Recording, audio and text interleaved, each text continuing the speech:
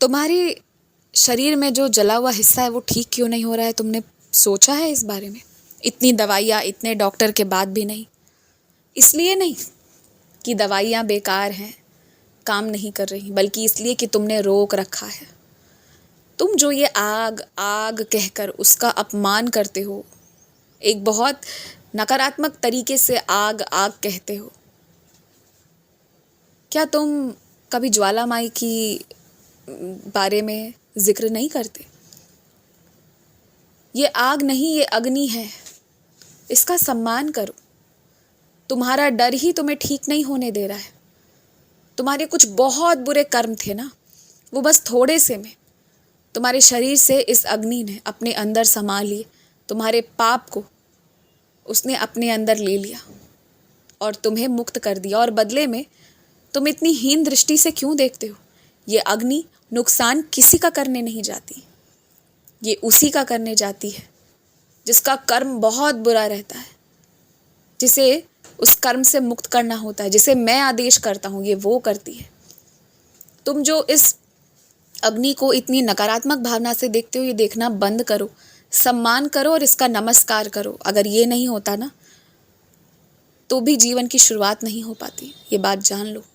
तो अग्नि का सम्मान करो। देखो कैसे तुम्हारे शरीर का जला हुआ हिस्सा भी ठीक हो जाएगा और तुम्हारा डर भी दूर हो जाएगा। डरो मत, सम्मान करो। तुम प्रकृति की जिन शक्तियों से डर कर पीछे हट जाते हो, वो तुमसे बस सम्मान चाहती हैं। वो ये चाहती हैं कि तुम उनके होने का एहसास करो, उसके लिए शुक्रगुजार रहो। वो तुमसे प्रेम करते हैं और तुम पीछे हट जाते हो। यही तो गलत है, यहीं पर सुधार करो। और एक बात कहूँ मैं तुमसे, तुम ना रात को सोने से तकरीबन 2 से 3 घंटे पहले पहले अपना फ़ोन, अपनी टीवी, ये सारी चीज़ें जिसमें खूब लगे रहते हो ना, स्वयं देखना तुम बंद कर दो। अपने घर वाले से या अपने आसपास जो मित्रगण हैं उनसे पूछ लो कि ऐसी कोई अहम खबर है या ऐसी कोई ज़रूरी बात है, तो बस वो करो। तुम अनावश्यक रूप से बेफिजूल की चीज़ों में व्यस्त हो जाते हो, जो ज़रूरी भी नहीं है तुम्हारे लिए, जिसमें तुम्हारा समय खर्च होता है। अगर तुम कोई आवश्यक सूचना, समाचार देख रहे होते या किसी घर वाले से ज़रूरी बात कर रहे होते तो बात अलग होती, तब मैं तुम्हें नहीं रोकता। पर तुम ये सब नहीं करते हो। तुम कोई ऐसी चीज़ देखने लग जाते हो जिसका कोई वर्तमान में तुम्हारे जीवन से लेना देना ही नहीं है, और 2 से 4 घंटे कब बीत जाते हैं पता नहीं चलता।